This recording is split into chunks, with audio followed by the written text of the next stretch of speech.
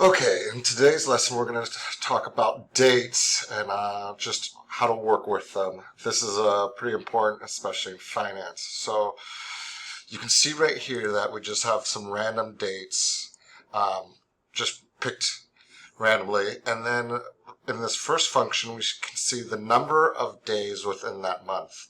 So this is really good, like I said, in finance, when you want to, try to calculate the number of sales or salaries. And the next function you can see here is days in the month, Okay, so today we're going to talk about dates.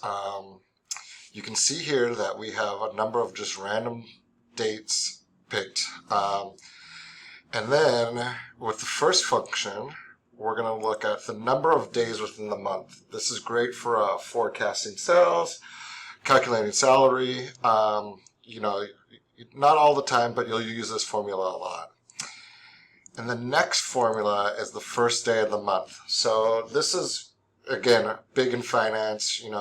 Sometimes you just want the first day of the month or the last day of the month. So that's following the first day of the month. This is the formula. And if we want to find, the last day of a particular month, we can just use the end of month function, as you can see here, and that will give us the last day of the month. So again, these are just a couple formulas that help you out with dates. You don't use them all the time, but these are definitely good, especially in finance or forecasting sales.